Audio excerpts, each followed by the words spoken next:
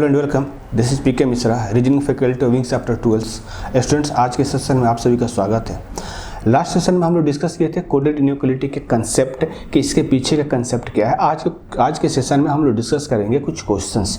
तो हम लोग क्वेश्चंस भी करेंगे, साथ ही साथ उसके पीछे का जो लॉजिक है ना, एक बार हम लोग रिफ्रेश भी कर लिया करेंगे। ठीक है, तो आते हैं हम लोग कोडेड इनइक्वालिटी का टॉपिक पे। स्टूडेंट्स, क्वेश्चन सॉल्व करना हम लोग, देखो क्वेश्चन है हमारे पास, तो क्वेश्चन हम लोग सॉल्व करें उससे पहले ना थोड़ा सा हम लोग ध्यान दे दें इसके ऑप्शंस के पीछे। एक्चुअली बहुत सारे स्टूडेंट्स ऐसे होते हैं जो कोडेड इनइक्वालिटी के क्वेश्चंस तो सॉल्व कर लेते हैं, पर वो कंफ्यूज रहते हैं कि कौन से ऑप्शंस को हम टिक करें, कौन से ऑप्शंस के साथ हम जाएं। तो थोड़ा सा हम लोग डिस्कस कर लेते हैं ऑप्शंस को, उसके बाद हम लोग आते हैं क्वेश्चंस के ऊपर। ठीक है, अब देखो, जैसे कि यहाँ पे आपको स्टेटमेंट दिया हुआ है और आपको दो कंक्लूजन दिया हुआ है। तो पहले एक चीज़ तो ध्यान में रखो कि स्टेटमेंट कभी रॉन्ग नहीं होता, स्टेटमेंट कभी भी रॉन्ग नहीं होता है। स्टेटमेंट जो भी आपको दिया रहेगा ना, वो 100% सही होता है। ठीक है, जैसे for examples 11 is greater then 23, ये गलत है। अगर हम लोग मैथ के अकॉर्डिंग देखें ना तो ये गलत है। 11 जो है 23 से ग्रेटर नहीं है। यूनिवर्सल ट्रूथ क्या है कि 23 इज ग्रेटर देन 11। लेकिन अगर रीजनिंग में कहीं आपको दिखता है, इनइक्वालिटी में आपको दिखता है कि 11 इज ग्रेटर है 23, तो हमको ये मान के चलना होगा कि 11 जो है 23 से ग्रेटर है। यानी स्टेटमेंट जो दिया है आप उस पर क्वेश्चंस एराइज नहीं कर सकते, वो जो दिया है सही दिया है। हमको बस देखना ये रहता है कि वो जो स्टेटमेंट दिया है उस स्टेटमेंट के बेस पे हम ये कंक्लूजन ड्रॉ कर सकते हैं कि नहीं कर सकते, हमको यही बताना रहता है। समझ रहे हम क्या बोल रहे हैं ना? स्टेटमेंट दिया रहता है, उसके बेस पे जो कंक्लूजन दिया है तो हमको ये बताना रहता है कि हम उससे वो कंक्लूजन ड्रॉ कर सकते हैं कि नहीं कर सकते। ठीक है, अब देखो, जैसे दो ऑप्शंस दिया है, आपका कंक्लूजन 1 दिया है, कंक्लूजन 2 दिया है। अब मान के चलो हम लोग सॉल्व करते हैं और पहला कंक्लूजन मेरा सही हो जाता है और दूसरा कंक्लूजन मेरा गलत हो जाता है। पॉसिबिलिटी बनता है ना कि पहला कंक्लूजन जो है वो मेरा सही हो जाए, दूसरा कंक्लूजन गलत हो जाए। फिर उस कंडीशंस में देखो हमारे पास ये होगा,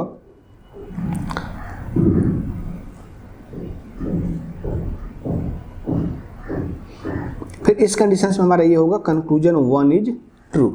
ये जो ट्रू दिया है ना, ये ट्रू की जगह कहीं कहीं आपको फॉलो वर्ड भी दिया जाता है। Only conclusion 1 follow, only conclusion 2 follow, ऐसे दिया रहता है। ठीक है, तो ट्रू और फॉलो दोनों क्या सिमिलर एक ही चीज़ है।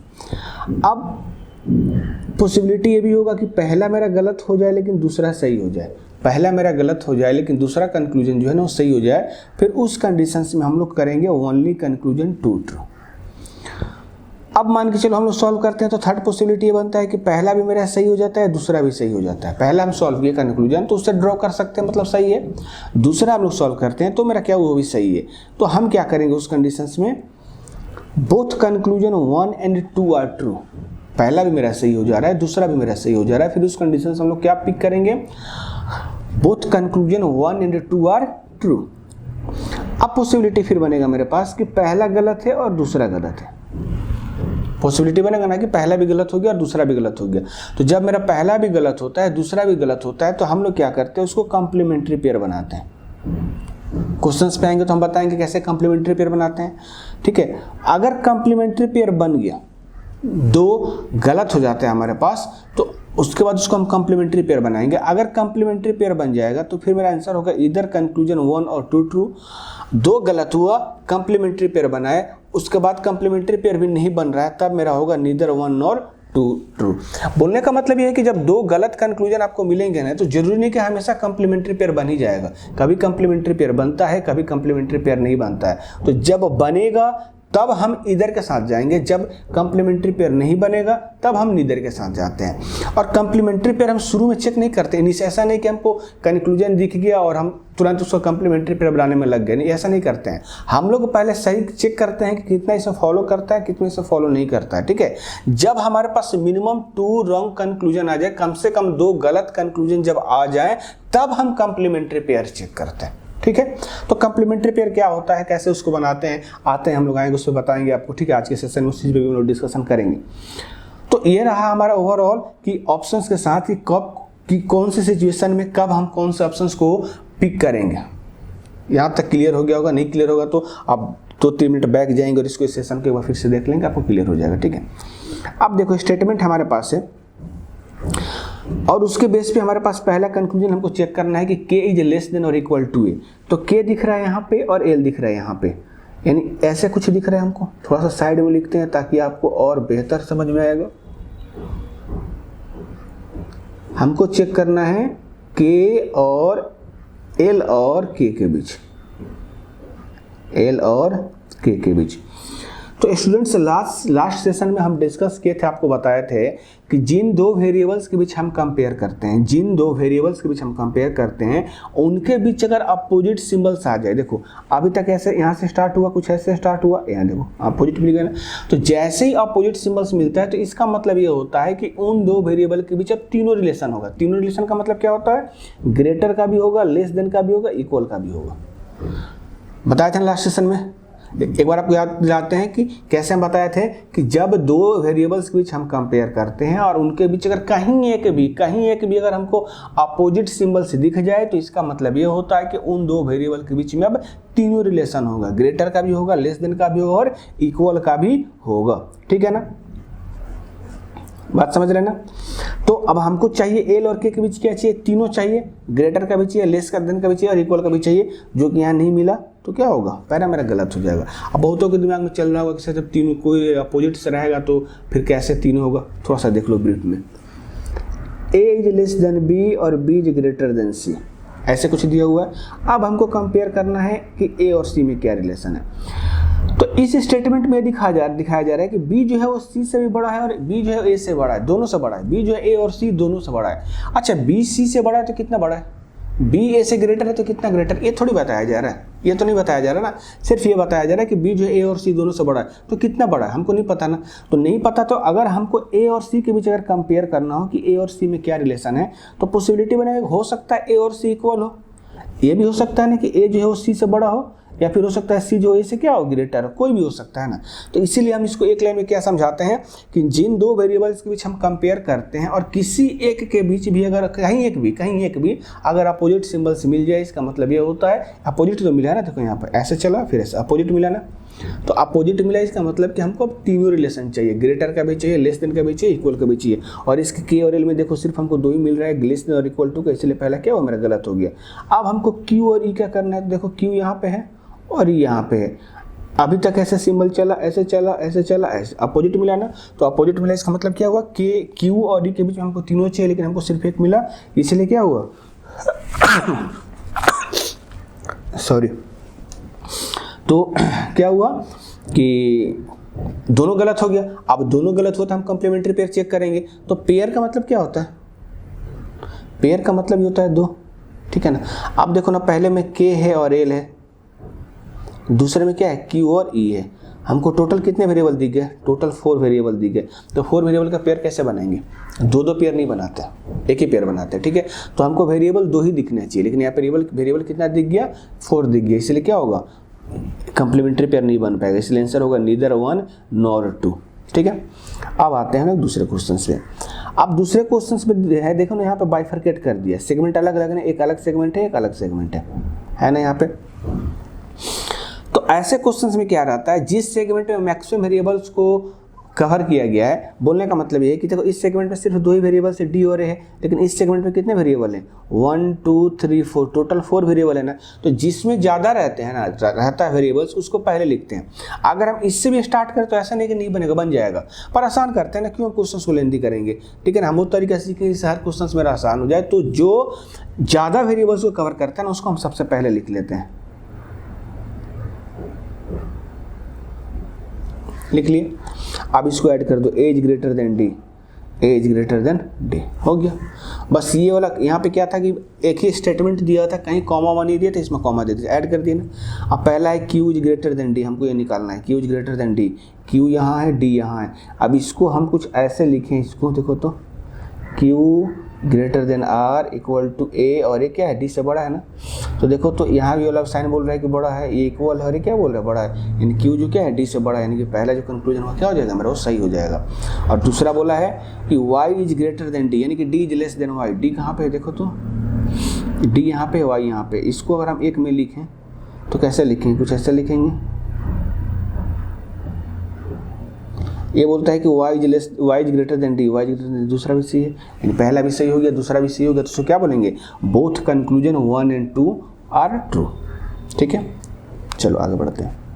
आई होप कि यहाँ तक आपको समझ में आ रहा होगा और आप क्लास एंजॉय कर रहे होंगे। जो कुछ भी डाउट्स होता है आप कमेंट बॉक्स में आप हमको करेंगे, हम आपको रिप्लाई करेंगे। ठीक है, चलो थर्ड देखो, सेम स्टेटमेंट है, सेम स्टेटमेंट है। स्टूडेंट्स एक्चुअली ये हम जानबूझ के किए हैं, ठीक है ना, जानबूझ के किए हैं। और यहाँ क्या है कि कंटिन्यूअस पहला सेकंड नंबर क्वेश्चन हम रखें, सेम स्टेटमेंट को थर्ड में रखें। एग्जामिनर क्या करता है, कोडेड इनइक्वालिटी टॉपिक में ध्यान समझना हम जो बोलने जा रहे हैं। एक स्टेटमेंट देगा, मान चलो क्वेश्चन नंबर 9 में एक स्टेटमेंट दे देगा क्वेश्चन नंबर 9 में, और उस पर आपसे 2 कंक्लूजन 3 कंक्लूजन आपसे पूछ लेगा। सेम स्टेटमेंट को क्या करेगा ना कि वो 17, 18, 19 मतलब बाद में फिर से एक बार पूछ लेगा। सेम स्टेटमेंट्स को बाद में एक बार पूछ लेगा। देखो यहाँ तो चूंकि हमको समझाना था तो हम क्या किए, लगातार कंटिन्यूस रख लिए दोनों को, दूसरे पर थर्ड पे। लेकिन एग्जाम्स में कंटिन्यूस नहीं रखेगा, ऐसा नहीं कि सेकंड थर्ड या फिर 7th 8 ऐसा नहीं रखेगा, वो अलग अलग रखेगा। क्योंकि लगातार क्वेश्चन को रखेगा तो फिर तो पकड़ लेंगे ना, तुरंत तो फाइंड आउट कर लेंगे क्या लॉजिक है। तो वो क्या करता है, वो लोग कि अलग रखता है, ताकि आप यहाँ पे 9th पे क्वेश्चन सॉल्व कर चुके हैं, जब फिर आप 18, 19, 20 पे आएंगे सॉल्व करेंगे उस क्वेश्चन को, तो आपको एक बार फिर से उसको ऐड करना पड़ेगा, तो कुछ तो टाइम आपका वेस्ट होगा ना। ठीक है, ये चीज़ थोड़ा सा ध्यान देना होता है। वो लोग इनइक्वालिटी में क्या करता है, को स्टेटमेंट को रिपीट कर देता है। तो देखो, तो कुछ इसको ऐसे हम लोग ऐसे सॉल्व करेंगे। पहला हमको दिया हुआ है ऐसा, और फिर बोला है कि as greater than D, H greater than D, कुछ ऐसा बना। y is greater than Q, y कहाँ है, यहाँ है, q यहाँ पे है, हमको यहाँ कंपेयर करना है। देखो तो ऐसे कुछ जा रहा है, ऐसे अपोजिट सिंबल मिला, y और q के बीच हमको अपोजिट मिला, तो इसका मतलब क्या हुआ, पहला गलत हो गया। r और d बोला जा रहा है, r यहाँ है, d यहाँ है, तो कुछ इसको अगर हम ऐड करें r और d को तो कुछ ऐसे ऐड होगा। तो r जो d से तो ग्रेटर है, लेकिन यहाँ बोल रहा है कि d इज ग्रेटर देन और इक्वल टू y, नहीं, दूसरा भी सही हुआ। अब यहाँ q है, y है, r है, d है, 4 वेरिएबल दिख रहा है, तो 4 वेरिएबल का हम कॉम्प्लीमेंट्री पेयर तो कोई बनाएंगे नहीं। हमको कॉम्प्लीमेंट्री पेयर तभी बना सकते हैं जब मेरा 2 ही वेरिएबल्स हो। कॉम्प्लीमेंट्री पेयर का एक हम क्वेश्चन समझाते हैं आपको, देखो।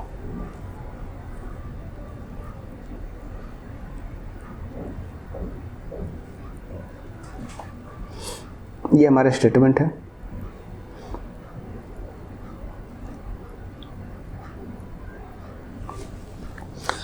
स्टेटमेंट है a is greater than equal to b, b is greater than equal to c, c is greater than और इक्वल टू d। हमसे पहला कंक्लूजन बोला गया है कि a is greater than c। अब हम कंपेयर करेंगे a और c में। तो स्टेटमेंट बोल रहा है कि a जो है c से ग्रेटर और इक्वल दोनों है, और कंक्लूजन बोलता है कि a जो है c से सिर्फ ग्रेटर है, तो ये तो गलत हुआ ना। अब बहुतों के दिमाग में चलेगा कि सर a जो है c से बड़ा भी तो है, ग्रेटर तो है ही, तो ये तो सही होना चाहिए था ना। हाँ ग्रेटर है, लेकिन ग्रेटर के साथ साथ इक्वल भी तो है ना। तो स्टेटमेंट बोल रहा है कि a जो है c से ग्रेटर और इक्वल दोनों है, वो दोनों बात बोल रहा है कि ग्रेटर भी और इक्वल भी है। लेकिन कंक्लूजन बोल रहा है कि सिर्फ ग्रेटर, यानी कि उससे अगेंस्ट में जा रहा है। तो अगेंस्ट में जैसे ही जाता है, इसका मतलब कि वो कंक्लूजन गलत होता है। आप स्टेटमेंट के अगेंस्ट में नहीं जा सकते। तो a जो है c से बड़ा बराबर दोनों है, और कंक्लूजन बोलता है कि a जो c से सिर्फ इक्वल है, सिर्फ ग्रेटर, इसलिए क्या हुआ, पहला गलत हो गया। अब बोलता है, अब जब दूसरे को सॉल्व करेंगे तो पहले वाले को भूल जाओ कि पहला क्या था। a is great equal to c, तो यहाँ बोला है कि a जो है c से बड़ा बराबर ग्रेटर इक्वल दोनों है, लेकिन यहाँ बोलता है सिर्फ इक्वल, इसलिए क्या हुआ, दूसरा भी गलत हो गया। पहला भी गलत, दूसरा भी गलत। बोलने का मतलब ये कि ये बोल रहा है स्टेटमेंट कि ग्रेटर और इक्वल दोनों हैं, तो आपको कंक्लूजन में भी दिखाना होगा कि ग्रेटर और इक्वल दोनों है। आप किसी एक को लेकर नहीं जा सकते। आप स्टेटमेंट को आपको फेवर करना है, आप उससे अगेंस्ट में नहीं जा सकते। आप दोनों गलत हुआ तो ऐड करेंगे, तो ऐड करेंगे तो कुछ ऐसा होगा ना, ऐसे कुछ होगा। देखो तो आप ऐड करने के बाद सही हो गया ना। बोल रहा है कि as greater than equal to C, और यहाँ भी हमारा निकल के आ गया A is greater than equal to C, यानी कि कंक्लूजन, यानी कि पहला कंप्लीमेंट्री पेयर बन गया। तो कंप्लीमेंट्री पेयर बन गया, तब इसका आंसर होगा इधर। अब बहुतों को समझ में आया होगा कि इधर कब करते हैं, जब मिनिमम 2 गलत हो जाते हैं तब हम चेक करते हैं कंक्लूजन। कंक्लूजन हम पहले चेक नहीं करते हैं। चलो आगे बढ़ते हैं।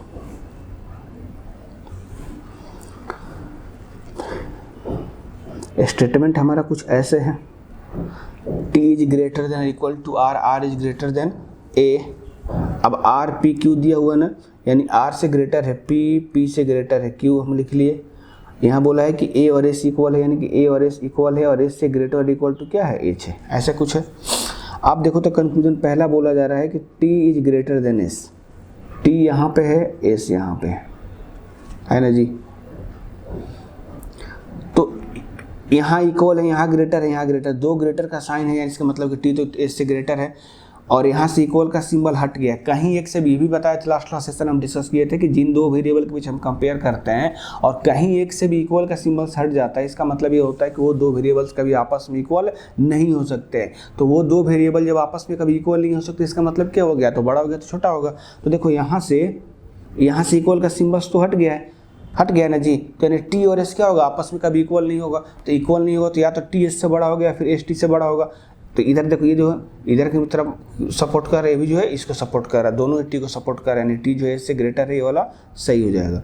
दूसरा बोला है कि T is greater then P, तो टी यहाँ पे है, पी यहाँ पे है। अब इसको अपने तरीके से नीचे लिखो तो इस टी और पी को, ताकि आपको समझ में आए। तो इसको कुछ ऐसे लिखेंगे। तो देखो टी और पी के बीच में क्या हुआ, हमको टी और पी के बीच में अपोजिट सिंबल्स मिल गया था। अपोजिट सिंबल्स का मतलब क्या होता है कि टी और के बीच में टी और पी के बीच में हमको तीनों रिलेशन चाहिए, ग्रेटर, लेस और इक्वल का, लेकिन हमको मिल रहा है सिर्फ कौन सा, सिर्फ एक ही सिंबल्स मिल रहा है। इसलिए क्या होगा, दूसरा जो होगा मेरा गलत हो जाएगा। सिर्फ मेरा पहला सही होगा, जिसका आंसर होगा ओनली कंक्लूजन 1 इज ट्रू। ठीक है, सेम क्वेश्चन है। अच्छा चलो एक बार देख लेते हैं, ऐड करेंगे कुछ, यहाँ पे ऐसे आएगा। पहला स्टेटमेंट लिख लिए, आर जो है वो पी से बड़ा है, आर से बड़ा है पी, पी से बड़ा है क्यू। पहला बोलता है H is greater than equal to R, H यहाँ है, आर यहाँ है, तो वही चीज़ हम लोग सीखना। देखो तो अपोजिट सिंबल्स मिला यहाँ और यहाँ, देखो तो यहाँ पे मिला हमको अपोजिट सिंबल एच और आर के बीच। तो अपोजिट मिला, इसका मतलब क्या होना चाहिए, हमको एच और आर के बीच तीनों चाहिए, लेकिन सिर्फ दो ही मिल रहा है, इसलिए क्या होगा, ये गलत हो जाएगा। आर और क्यू, आर कहाँ है, आर यहाँ है, क्यू यहाँ है, तो क्यू तो आर से बड़ा है, क्यू आर से बड़ा है ना जी, क्यू आर से बड़ा है ना, कि दूसरा सही है, यानी कि ओनली कंक्लूजन 2 इज ट्रू होगा। यहाँ पे आगे बढ़ते हैं हम लोग। थर्ड देखो, J is O B M, अब इसको ऐड करो। देखो इसको ऐड करेंगे तो M is greater than equal to I, और ए क्यू जे है, ए क्यू जे, जे से बड़ा है क्यू, क्यू से बड़ा है ए। अब देखो तो बी और एम, बी है और एम है, बी और एम, बी जो है एम से ग्रेटर और इक्वल दोनों है, लेकिन यहाँ सिर्फ इक्वल, इसलिए क्या हुआ, सही हो गया, सॉरी गलत हो गया। और O is greater than I, O कहाँ है, यहाँ है, और ये यहाँ है। तो ओ जो है क्या है, आई से ग्रेटर और इक्वल दोनों है, लेकिन सिर्फ यहाँ पे एक ही सिंबल दिया, इसका मतलब क्या होगा, गलत हो जाएगा। ठीक है, अब देखो तो इसको ऐड करिए अगर हम, तो बी और ओ तो इक्वल है, तो बी और ओ को जो कुछ भी लिख सकते हैं ना, तो हम बी लिख दिए, और यहाँ पे ग्रेटर का ऐसे करेंगे एम और आई। अभी भी हमको तीन वेरिएबल दिख रहा है, तीन वेरिएबल को हम कभी पेयर नहीं बना सकते, यानी हमको सिर्फ दो ही चाहिए होता है, इसलिए कंप्लीमेंट्री पेयर नहीं बनेगा। इसलिए इसका आंसर क्या हो जाएगा, नीदर 1 नॉर 2 इज ट्रू। ठीक है स्टूडेंट्स, आज था ये हम लोग का सेशन, जिसमें हम लोग कुछ क्वेश्चन डिस्कस किए। आगे question number 7, question number 8, question 9 और 10 ये आप सॉल्व करेंगे, इसका आंसर आप हमको मेल करेंगे, कमेंट बॉक्स में डालेंगे, और अगर गलत होगा तो हम आपको बताएंगे, और कुछ डाउट्स होता है तो आप हमसे पूछें। ठीक है, सो मिलते हैं हम लोग अगले क्लास में। अगले सेशन में हम लोग डिस्कस करेंगे, सिलॉग से स्टार्ट करेंगे, सिलॉग से कैसे सॉल्व करना है। तब तक ले tata, bye bye, see you and piece.